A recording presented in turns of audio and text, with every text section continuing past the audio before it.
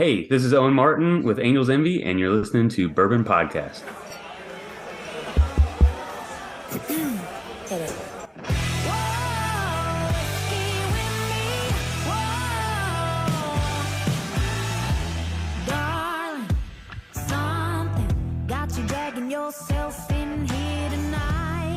All right, let's see. I mean, Penelope, if you're going to launch a bourbon whiskey that is named essentially after my favorite Duran Duran song, it better be good. I mean, it better be really good. Hungry Like a Wolf was pretty good, but we're going to review Penelope Rio.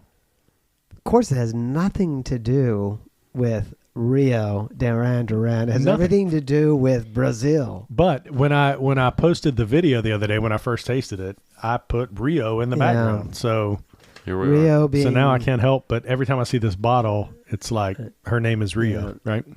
But that's what I mean. She dances in the street, and she's from Brazil, or wherever she's from. But Rio is river in Spanish. And oh gosh. By the way, have you seen all the craziness going on TikTok right now between because we're all Gen Xers, right? Yep. I have no idea what I am. Oh, yeah, the Gen. You are. Yeah, you're Gen X. We're all Gen X.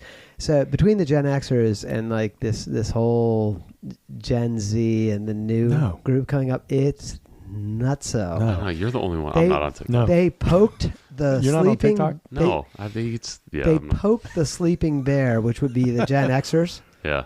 And they came alive. We did? That's us? They are taking That's us. over. Are we kicking social ass? Media. We are now. We are? Don't F with Gen X, man. You I'm don't. telling You do man. not. You know why? No. I'm just. We grew up in the old days. Let like me tell you when what. life was we real. drank water out of like hoses outside, yes, right? baby. Still do, man. I mean, Still do. Shit. If there was a pile of wood to jump on your dirt bike, and you would jump it, and if you slashed your knee, you just. You know what? Little flesh wound, get that bike, do it again. So if we're Gen X, what's the group above I don't think they us? understand that, man.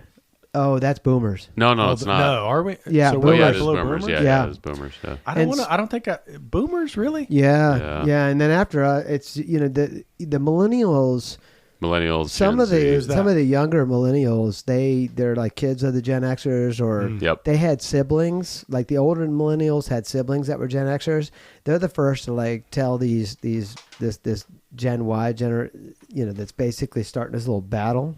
Gen Z, and then my kids Gen are Z. Gen Alpha. Yeah, so we just started I've never heard over. of that. Yeah. Gen Z. Are we in like a generation war? I didn't. We know are that. right now, and Oh, what it hell, is on is that TikTok? Gen Z. There are a few TikTokers that basically said we're the worst generation ever. Gen X.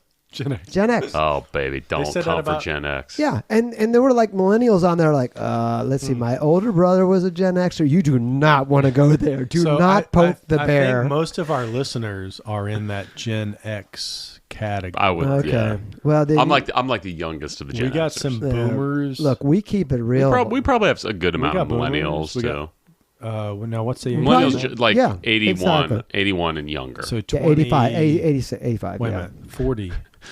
What? I'm the youngest. I'm the youngest Gen X at like 44. Yeah, So I'm 40, the- 43 to 30, call it as millennial. Oh yeah, no, we got a lot of millennials. I'm sure we have a lot Lots of of millennials, but the millennials, they understand us because they get have it. older Yeah, they siblings. get They're How really did we young get on ones this? have I just parents. talked about Rio and Duran Duran, and then all of a sudden we get on. This is our attempt to keep these shorter. We're All right, done 4 minutes. We're 3 Did I minutes just- and 38 seconds. Did in. I just use 3 minutes of my precious Yes, time on go. this? All Right? right, Okay. tell us about Rio, please. Okay. All right. Here's what you need to know about Penelope. All right. We had him on this show. Michael Palladini. And how many months later did they get bought by MGP Luxco for some ungodly I sent him amount an of money? email and asked him where my cut He was. was 100% negotiating. He ghosted when me. he was on. Actually, Yeah. Michael Palladini's a great guy. Very Great good guy. friends with my sister and her husband. Shout out Allie and Brooks. Is that how we got him on, or did I? No, just, you I guys think did I it, and we harassed him. figured it out after the I fact. think I harassed him until he agreed to come Yeah, on. Well, Michael Palladini and Dennis Police, right? Danny. Yeah, Danny. Danny. They basically are friends, and they're from Montauk, New Jersey, and they were drinking bourbon, decided to kind of set up this particular brand. And the brand is named after Michael Palladini's first baby girl, Penelope. Love that. That's kind of a good little story there. It's sold really across the U.S. right now and in multiple countries. And they initially kind of came out with this idea that they were going to produce a great product at a great price. Kind of blur the line between bourbon enthusiast and mainstream drinker. Their core offerings were the 4-grain series, the barrel strength, the architect, and the toasted series. And all those are great. And yeah, they're all very interesting. Architect's my favorite. And if you all want to go back and look at listen to the old podcast, you'll hear a lot about how they went to MGP and procured all these barrels, and they're not distillers. They recognize their work blenders. Smarter, not harder. They're barrel pickers and right. blenders. Bro, and, these guys get the gold star for the best business move. So bourbon. aside from those core expressions, they do these limited releases. They do this private select series, which are some of those are like the single barrels coming out, the Founders Reserve, and the Cooper series. And inside the Cooper series includes Rio, but not just Rio, Tokaji, which is showing up a lot on the secondary market. Ben has one right over now. there. Yeah, I was looking at it. Yeah, Just the now. Rosé cast finish and the Valencia. And so this Cooper series is kind of their limited release. This is I'm assuming a 2024 release, a recent one of Rio. What makes this bottle interesting is it's a double cast finish in honey and Amburana barrels. An Amburana wood is from Brazil, and it's used for aging cachaça. If you ever go to Brazil, that's what you're going to be drinking in all your mixed cocktails.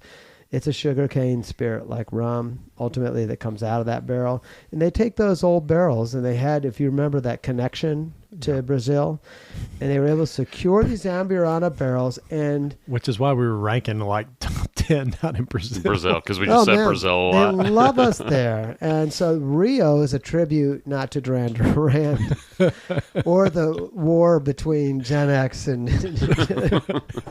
but rather it's a tribute to Brazil and Cachaça and Rio de Janeiro and so that's what this is about. But this is a big batch. They're apparently 30,000 bottles, Ben. Really? Were produced of Rio. It's a lot. And this is MGP sourced bourbon. And MGP came in and they, through their Luxco group, bought Penelope for a godly amount of money. They should thank us because it happened right after our podcast. This is a 4-grain? I had no idea. Related in time, but not in reality. Yeah. And so it's apparently a 4-grain. It's corn, wheat, rye, and malted barley. So 74, That's mostly corn, 74% Yeah. corn, 6. But the 4-grain is one of their core offerings, right? That's their core. And what they've done is they've taken the 4-grain whiskey and they've finished it in these Amburana barrels. And it's 74% corn, 16 wheat, 7 rye, and 3% malted barley. Very interesting. Not very old, 4 to 6 years. 98 proof on the bottle, Ben? I want to make sure. And you can purchase it for $90 a bottle. But on the secondary, I've seen it kind of running. Yeah, 98.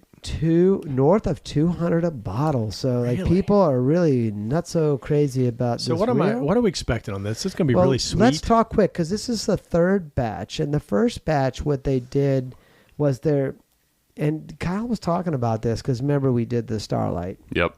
Hubert, right? Yep. And what happens with Amburana is sometimes the honey and the sweetness can really be overpronounced. No, it's cinnamon. To me, it's And it goes so hard, cinnamon. And Amburana's become such a big Yeah. thing, but I don't know. When we did the Starlight, I liked it, but I've told you guys, as I've left it open, I'm not a fan of it now. It's tough for me. Yeah. I love Starlight. So but these don't spend a lot of time in Amburana barrels, but they basically have reduced the aging time by almost 50% because of some of the initial feedback in batch 1 and others. But batch 1 is what really got its name. I think people really enjoyed those crazy flavors, Kyle. So this is going to be a little less tame, Ben. It won't be as pronounced, and Kyle, with the Amburana effect. So I'm going to leave it right there. The goal here was to reduce kind of here's what I heard describe it as: less cinnamon toast crunch, like number 1, and there's your cinnamon toast crunch you're talking about, Ben. Kyle, and more Greek baklava. So help me. I mean, it's interesting. Like I do when I first nosed this, I said this to you guys right before we started recording. Like it reminded me of a single malt. Now though, I'm getting baklava's like the honey's crazy and like raisin. What was that? Klinger? Was that? Well, no, who's the guy in MASH? I don't know. I'm too young of Gen X for MASH. I'm not a boomer. Well, that guy was kind of like, no, it is baklava. Yeah, baklava. But this is very, very baklava, very honey, right? Yeah, the honey's dominant. Yeah, but there's like the nose is very pleasant on this. It does taste like baklava. It's grown on me a lot. Yeah, I'll say that. The nose is good, Ben. Ben is not confident. Oh well, I mean, if this is the first time you've tuned in, you got to know I don't like finished whiskeys. Do you like, especially in? Do you like baklava? Oh, I eat my body weight in baklava. I eat my baklava. body weight in Cinnamon Toast Crunch. Have you tried it? No, the nose is great though. Yeah, you know what? I like it. I'm here for it. It's weird. It reminds me of the Starlight. It's like it's different. This is so like opposite of any standard bourbon offering you're going to try. Yeah. This is like super honey forward right now. Yeah. It's like Detroit City. Remember that honey bourbon we did? Yeah. And also this the Garrison brothers. Garrison. You don't like honey. this. This is very dessert-like. Yeah, it reminds me of the honeysuckle, the Garrisons. Now that you say that. No, you're right. Yeah. I like it. My initial, like as a after dinner aperitif kind of. So you just have to know you're getting into something completely different. If you're going to pass on dessert and you're going to this will be great for dessert. It is so and listen, I am an amateur. I know nothing. This is really sweet to me. It is sweet, but there's look at the coat on the glass. But it's like honey in a glass. Yeah, it is. But there's like that's why when I was smelling it, it's like there's like the raisiny, like it's like a little like more depth than just like pure sugar sweetness. It is because it's like almost like the nuts come out. Right? I think honestly the honey combined with the honey combined with the Amburana because Amburana gives it that like it's cinnamony, but I don't get a lot of cinnamon here. It's just like there's a layer of depth below the honey. I do get some of that nuttiness flavor from this, and now I get it. When I first read that to go from the cinnamon toast crunch to baklava, I was like, no way, because I mean I haven't let out my nationality. I mean I was born and raised in Germany, people. All right, that's my mother would actually hang me, but my father's Lebanese, so. I make all the Lebanese foods, and baklava is a personal thing for me. I love it. This tastes, and at times, it's too sweet for me to eat baklava. Too much of it, This is pretty sweet, but it's good. Kyle, 2 thumbs up, 1 thumb up. No, 2 thumbs up. Here's my take. So, in value, am I going to pay $200 for this? That's maybe a stretch. MSRP, I would get a bottle. I'm going to have this once a month or every 2 months after dinner instead of dessert. But I like it for that. This is not something you're going to drink every day. But like you're at a restaurant and you see it and you know what? I don't feel like dessert. I'm just going to have another whiskey. Good move, by the way. I think, if I'm having dessert, you could have vanilla ice cream for sure. Whatever. Yeah, it'd be good with vanilla ice cream for sure. Or like apple pie. But I am 2 thumbs up at retail. 2 thumbs up at retail. I am not going $200 I for agree. this. But I will tell you, it's very unique. I think you hit it on the nose, Kyle. It's one of those, because I still have the Detroit City bourbon, the one finished in honey. I got it over there somewhere. Yeah, that's right. No, it's in my house. Oh, you took it. That's right. Took it. No, it's in my house. That Detroit City rye. And every once in a while, I pull that out for people that don't like traditional bourbon. That's the point. Let's go there. Point. Can you imagine, Kyle pouring this for someone who doesn't like bourbon? Say, oh, you don't like bourbon? Mm-hmm. Let me pour you. Yeah, that's right. They would love it. Let me pour you Rio. Yeah. But that's what we said about. Like, oh, this is good. But that's what we said about the Garrison Brothers Honeysuckle. It's like that was kind of designed for the non-bourbon drinker, and I appreciate for what they're doing here. I'm with that. So for me, it's 1 thumb. Yeah. 1 thumb. But I first of all, I love Penelope. Architect, 4 grain. I'll drink all day long.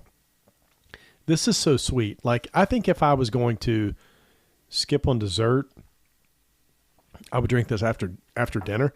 I think a lot of non-bourbon people, like my wife, would love this, but she hates bourbon. Yeah. But she would love this because it's got that sweet. It's almost like I I don't know what wine it tastes like because I'm not a wine. Oh, like a guy. dessert wine almost. Yeah, it's like a dessert wine, but it's not that sweet. But I hear what you're saying. But to me, it is. It is. It's got a nice finish, honestly. It's got a huge viscosity, nice finish. It's one I think you should add to your cabinet. Ben, I'm going to take that home. You can, yeah, definitely. I'll leave you a C note or whatever. Please get it out here.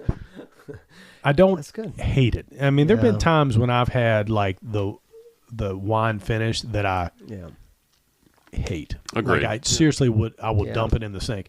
I don't hate this, but it's not one that I would drink every night by any stretch. No, I don't. No one. You and I are not saying, Joe, we would drink it every night, but it's like it's an interesting. It's different. Once in a while after dinner. I would pour like an ounce and a half or two of this, a good finger of it, and that's all you need. Yep. You don't even go any further. You just kind of like, you know what? You drink it, and then you move on to what I would something love big to see. and bold after that. So we've got a friend here locally who's up for his second James Beard. Yeah. Yeah. Paul Smith. In. I would love to get his take on this. Yeah.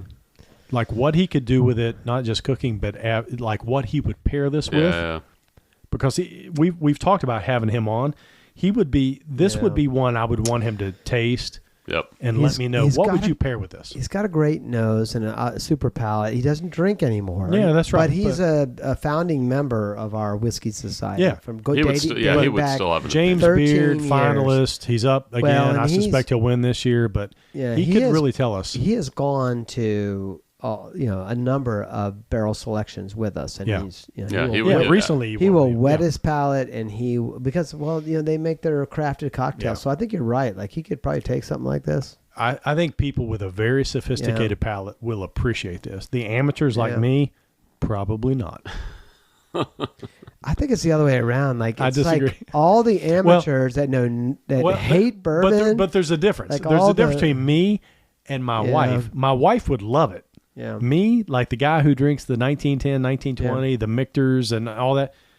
This is not for me. We're going down the gender road here because it is It might be. It might be. It is it's kind of like a. We're expressing our feminine side. And honestly, if you go back to Garrison Brothers, it's a female, when we had Dan Garrison, it's a women's friendly. It was his wife that did the honey. That's what I'm saying. Did. Yeah. I agree. I think Harrison Butker said something about this bourbon too. I'm just kidding. I gotta go there. Stop. I have to. Yeah. Stop record. All right, folks. Listen, I am really interested in your opinion of Rio.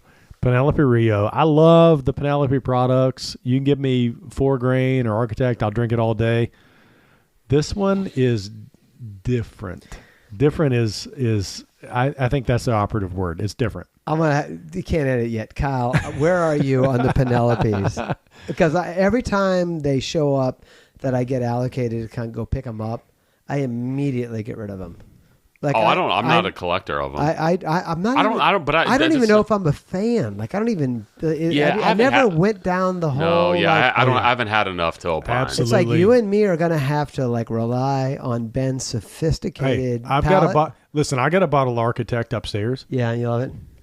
Let's bring it after this. We will bring it down, and I want you to try it because it is. We're gonna rely on you because you are the spokesperson here. They did not pay all that money for Penelope for no reason. I agree.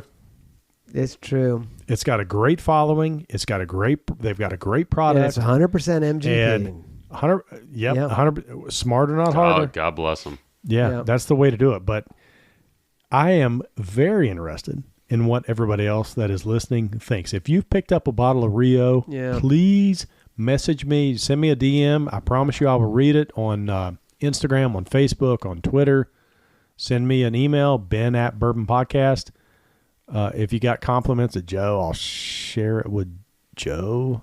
God, you're going to kick me off the show. You got compliments of Kyle. Send them to me. I probably won't share. My days are numbered, Kyle. But send me your thoughts because this one in particular, I think we're going to have a disparity of opinions, which we like. It's going to be the purist versus.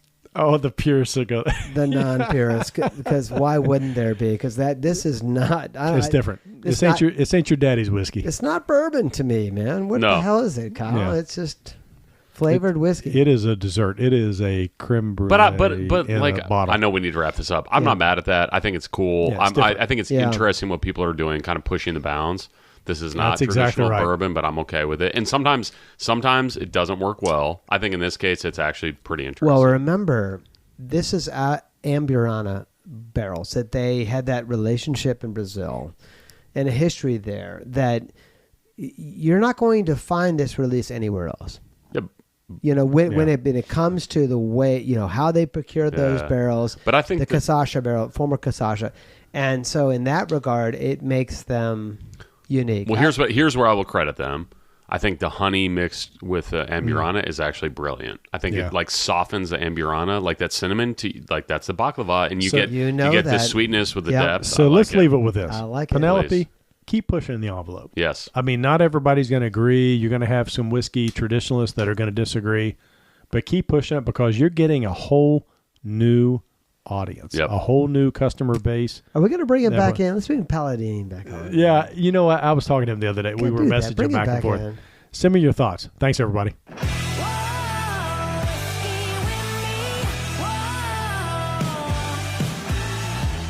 Darling, something got you dragging yourself in here tonight, darling. Let's get you back to some of that.